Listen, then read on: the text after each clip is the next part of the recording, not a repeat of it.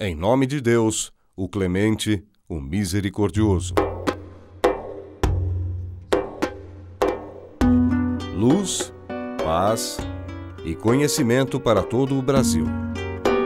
Conheça o Islã. Assalamu alaikum wa rahmatullahi wa barakatuh. Que a paz e a bênção de Deus estejam convosco. Olá, irmãos! Está no ar mais um programa Conheça o Islã, Deus Sabe Mais.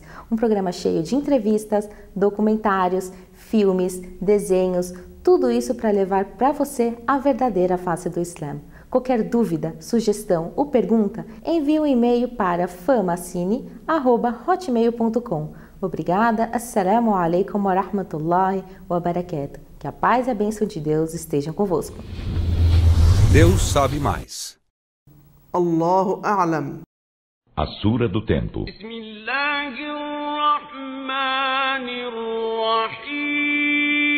Em nome de Alá, o Misericordioso, o Misericordiador. Pelo tempo.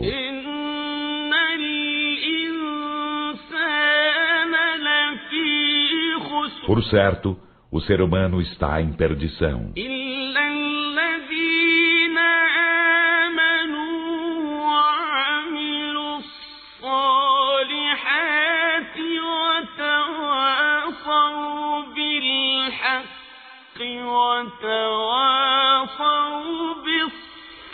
Exceto os que creem e fazem as boas obras e se recomendam mutuamente a verdade e se recomendam mutuamente a paciência.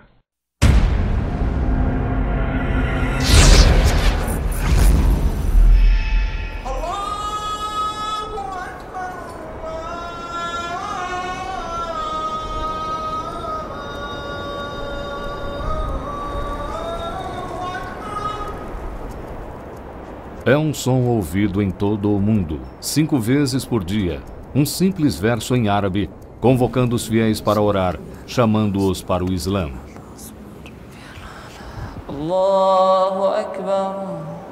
A palavra Islã significa submissão. A submissão é considerada o caminho certo até Deus.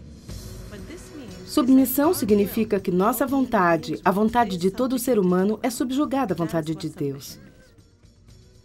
Portanto, um muçulmano é aquele que se submete a Deus. Tudo tem a ver com Deus. Tudo que temos, todos os nossos pensamentos, nossas ideias, nossa alma, nosso corpo, tudo está ligado a Deus. Deus é o centro da vida. As palavras árabes Islã e muçulmano têm a mesma origem. Uma palavra mais antiga comum ao hebreu e a outras línguas semelhantes. A palavra com a qual nos cumprimentamos é, em hebreu, Shalom Aleikum, que significa paz para você. Em árabe é exatamente a mesma coisa, Salam Aleikum. E eu acho que isso é muito importante, porque o próprio Islã, o nome Islã, vem de uma raiz que significa paz. Novembro de 1979. Muitos no Ocidente hoje nunca associariam paz com o Islã. Para eles, o Islã parece ser uma religião hostil que aprova a violência e o terrorismo. Depois de 11 de setembro, é muito difícil falar do Islã como uma religião de paz e compaixão. Quando você vê os aviões entrando nas torres, é muito difícil de explicar.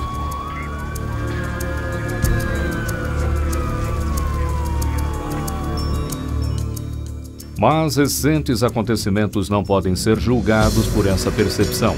Está baseado em 1400 anos de história. Quando você para e olha para as maiores religiões do mundo, as que sobreviveram ao tempo, o Islã é a única tradição que realmente ameaçou a existência do cristianismo. Desde o seu início no século VII, o Islã se espalhou a todos os cantos do mundo.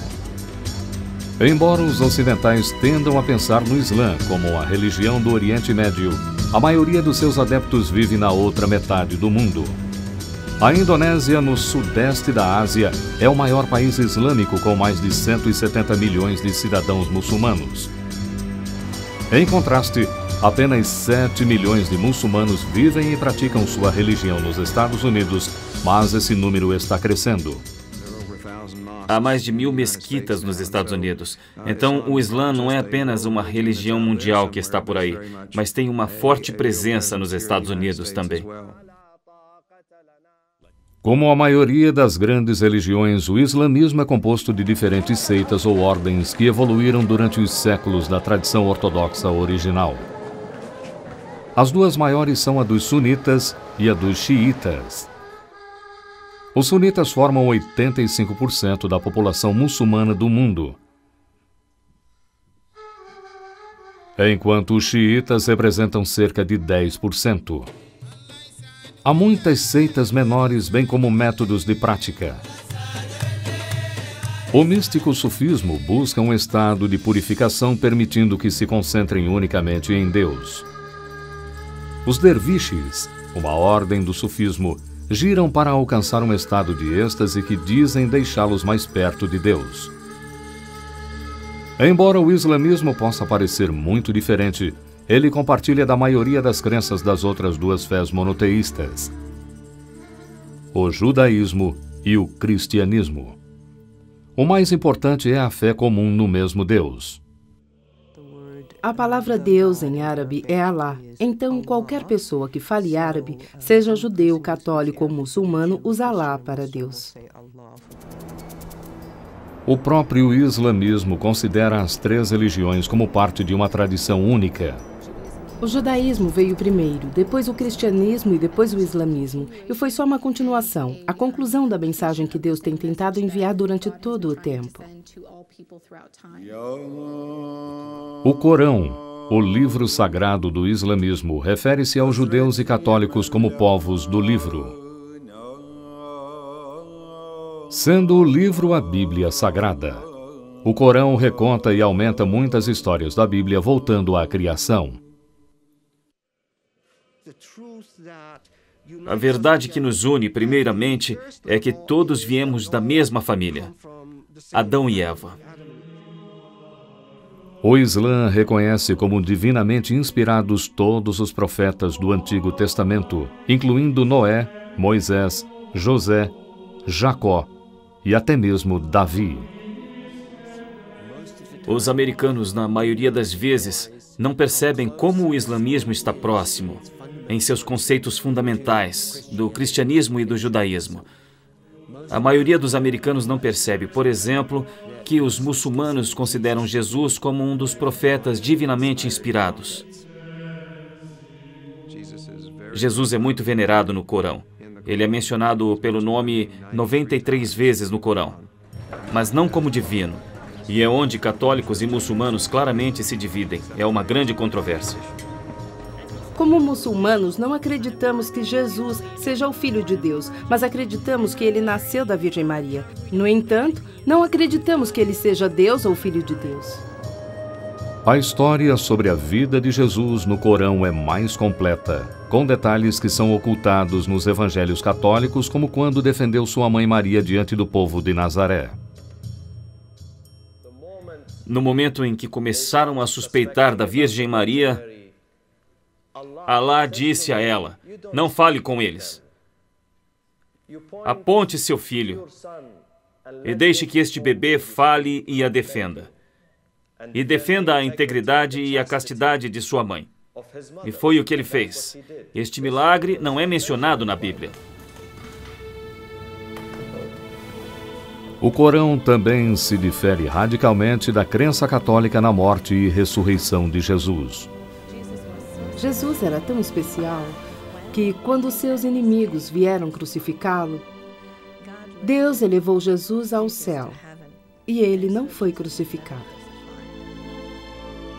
Vejam, Alá disse: ó Jesus, eu te tomo e trago-te até mim.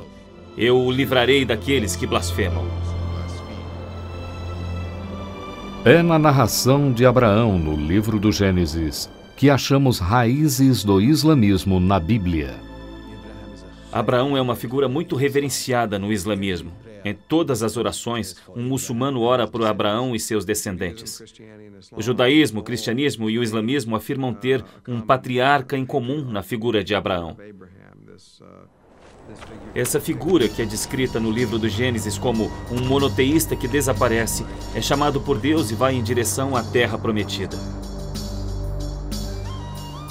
De acordo com a Bíblia, Deus disse a Abraão que ele faria sua aliança com o filho de Abraão, Isaque, que nasceu de sua esposa Sara. Isaque se tornaria o pai das tribos de hebreus de Israel, mas Abraão tinha outro filho, seu primogênito. Na história bíblica, Abraão primeiro teve um filho com a criada de Sara, Agar, e o filho é Ismael. Sara fica com ciúmes, não gosta, e eles são banidos. Enviada por Abraão, Agar levou Ismael para o deserto. Quando a água acabou, diz a Bíblia, ela abandonou a criança para evitar vê-lo morrer de sede.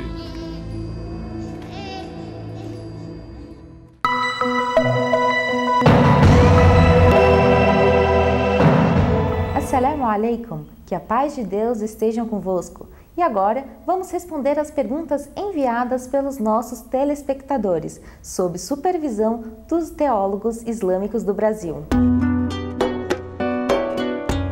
Respondendo às perguntas. Bismillahirrahmanirrahim. Assalamu alaikum wa rahmatullahi wa barakatuh. Então damos início ao novo programa Respondendo às perguntas. Respondendo às perguntas sobre o Islã e os muçulmanos. Como se converter ao Islã? Uma pergunta que vem muito para nós é: como alguém se converte ao Islã? Como se faz para alguém se converter ao Islã? Bom, primeiramente a pessoa tem que conhecer o que é o Islã. Uma vez que a pessoa leu o que é o Islã, leu quais são os fundamentos do Islã, quais são os pilares do Islã, quais são as práticas do Islã fundamentais, o que o muçulmano deve acreditar, o que o muçulmano deve praticar, né? Depois disso, que ele leu, está convicto, tem certeza daquilo que ele quer, ele vai a qualquer mesquita ou na frente diante dos muçulmanos e faz uma profissão de fé, que significa, diz testemunho que não há divindade a não ser Deus e que Muhammad é o mensageiro de Deus. A partir daí, ela já é considerada muçulmana. E nós avisamos em outros momentos também que será que é uma condição para a pessoa ser muçulmana que ela deva saber de tudo sobre o Islã? Claro que não.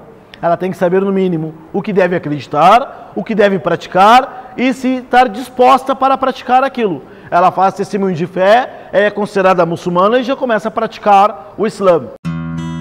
Como conhecer uma mesquita?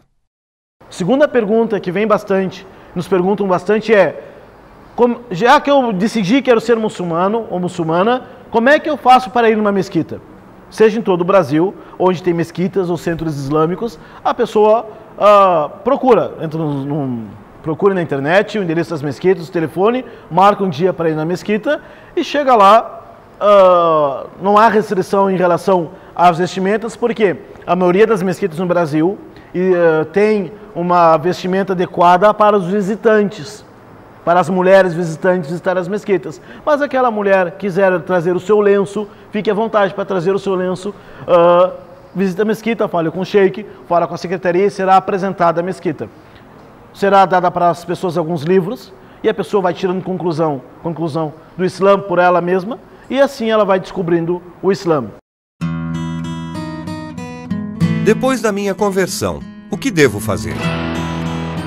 E a terceira pergunta que vem bastante: depois, eu já me converti ao Islã, depois que eu me converti ao Islã, o que eu tenho que fazer agora? Será que a primeira coisa que eu tenho que fazer é botar uma touquinha, é deixar a barba crescer, é trocar de nome? Qual é a primeira coisa que eu tenho que fazer que eu me converti ao Islã? É saber que o Islã é uma religião que é um sistema completo de vida. A pessoa tem que saber as suas prioridades agora como muçulmana, saber da fé, ler o Alcorão, ler a da vida do profeta Muhammad. Com o tempo, a fé vai entrando no coração. Ela entrou no Islã pronunciando uma frase, mas agora faz a parte dela. O seu trabalho agora é conhecer melhor a religião para que a fé vai tomando conta do seu coração. Já se converteu ao Islã, o que eu faço? Aprenda a fé. Depois, aprenda a oração. E assim por diante. É um conhecimento contínuo. Não existe assim na religião muçulmana, a pessoa diz, eu me converti ao Islã, vai botar um chip na cabeça e já sabe de tudo. Não. Vai aprender o Islã o resto da sua vida. Porque a prática é o resto da vida. A pessoa que se converter ao Islã tem que abandonar alguns vícios? O muçulmano não bebe nada de álcool, não consome carne de porco. Ele evita isto. Larga a mão. Porque se vai medir, qual é o benefício que traz isso para a vida religiosa, espiritual e para a vida do ser humano, a bebida?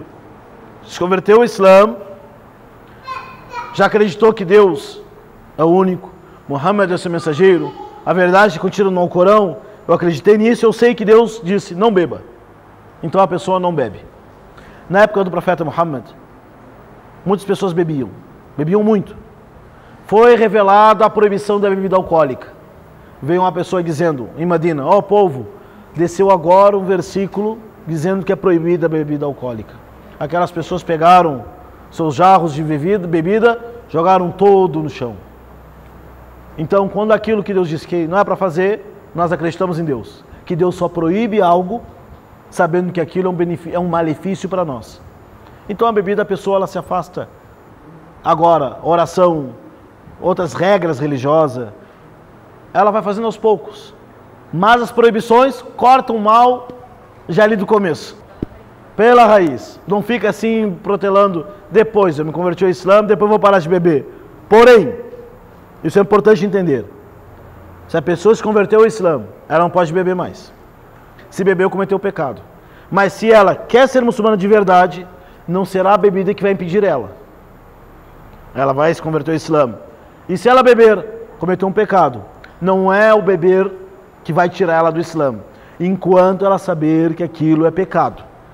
Então a pessoa tem que saber. Deus proibiu o consumo de bebidas alcoólicas. Está acabado.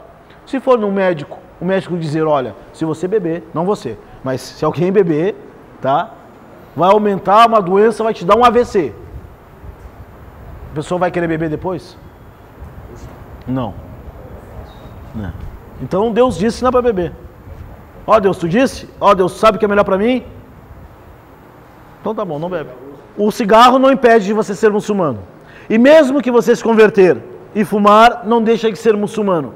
Porque o vício do tabaco, do cigarro, se fosse fácil largar, não existiria fumantes. Não é fácil. Eu não achei certo, então é certo fazer a shahada. Não, é certo fazer a shahada. O que não é certo é fumar. Não inverta. Não inverta. É certo fazer a shahada. O que não é certo é fumar. Mas que não impeça. Por quê? Diante de outras coisas, ser humano. Não vamos dizer para você, olha, agora para você se converter ao Islã, tem que largar o cigarro na hora. Não é fácil largar. Se converte ao Islã, aceita o Islã, vai aprendendo, a fé vai tomando coração, chega um ponto que a pessoa vai acordar, não quero mais fumar. É ou não é? Entendeu? É a tua dúvida. Mesmo se fumar depois, se converteu agora, saiu na rua, fumou cigarro, deixou de ser muçulmano? Não. Claro que não. Não deixou de ser muçulmano. Fez uma coisa errada de fumar, mas não deixa de ser muçulmano, porque a fé está lá no coração. Então é assim. Não deixem, gente, que nada impeça a pessoa, tire os obstáculos entre você e Deus.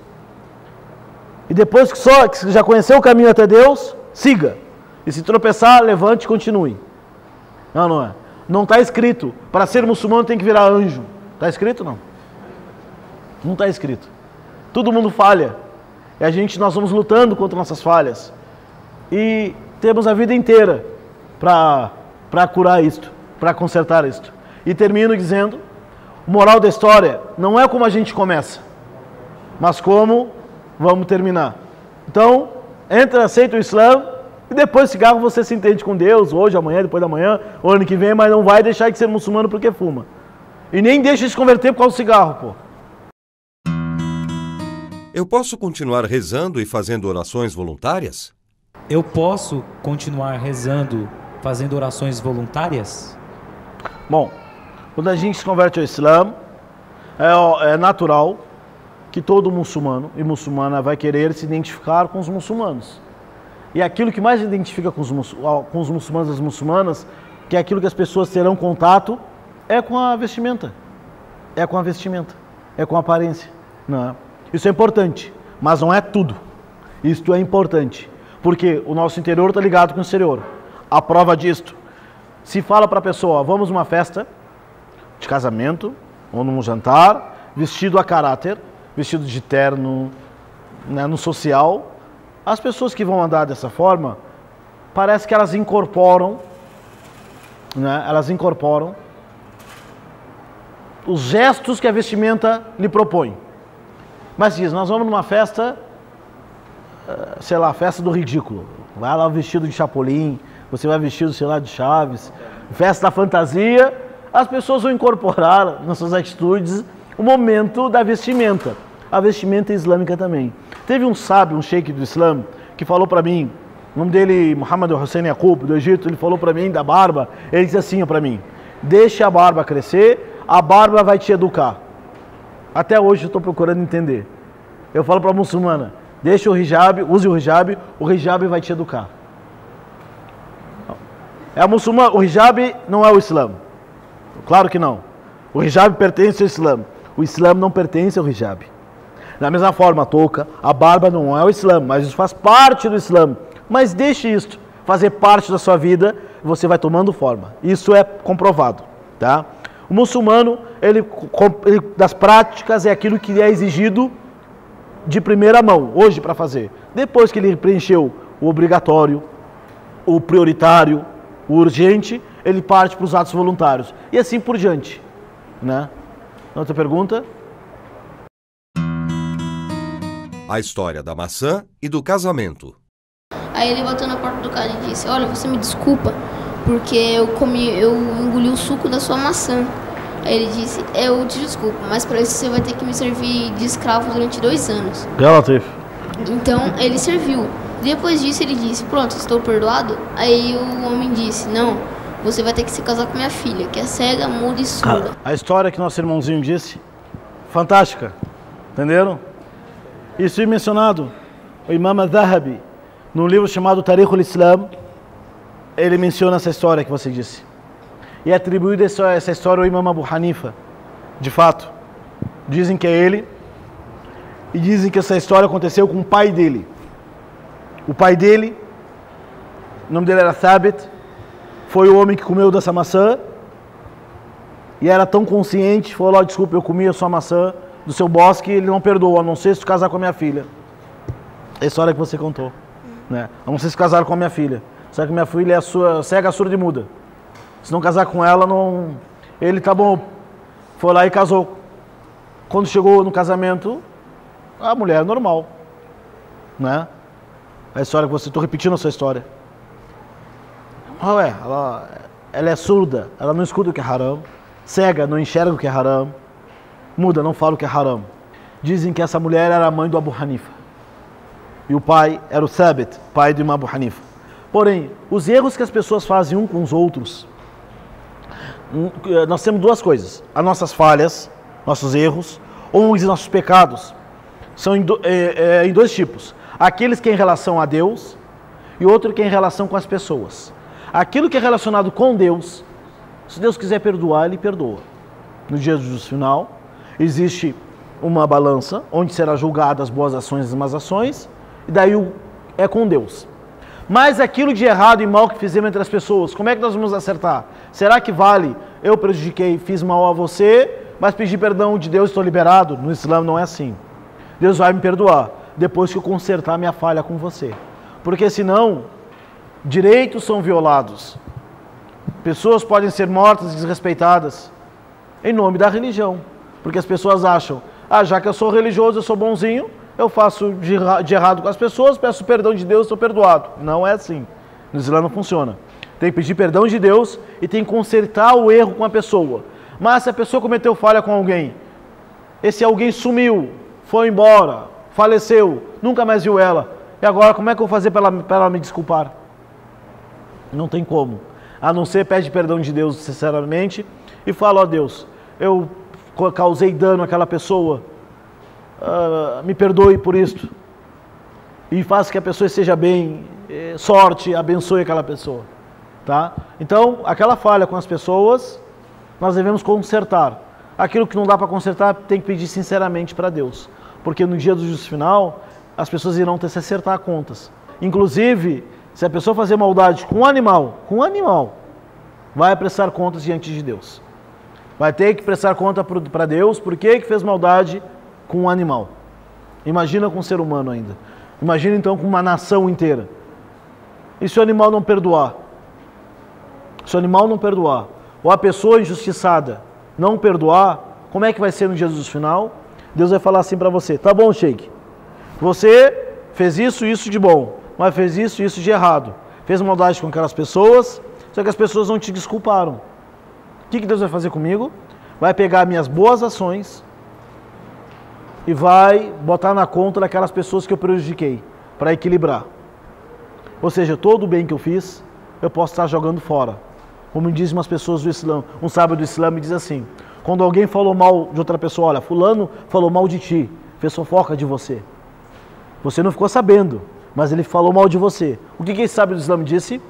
Fulano jogou uma flecha para me acertar e errou. Agora está trazendo a flecha para mostrar para mim que ele tentou me matar?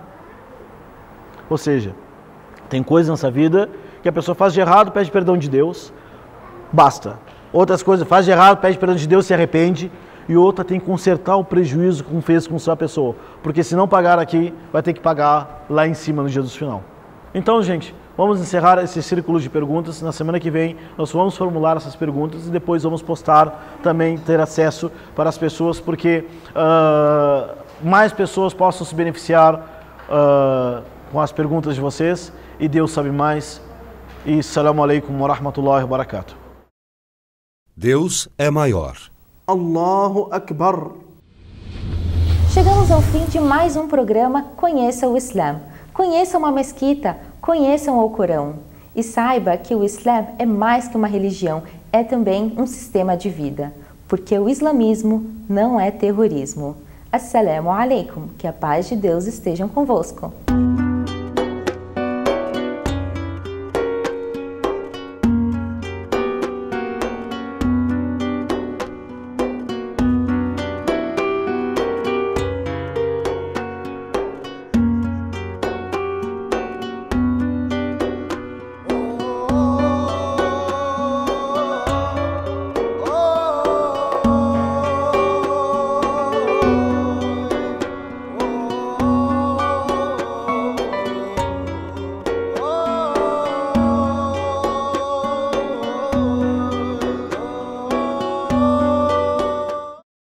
Deus sabe mais. Allahu a'lam.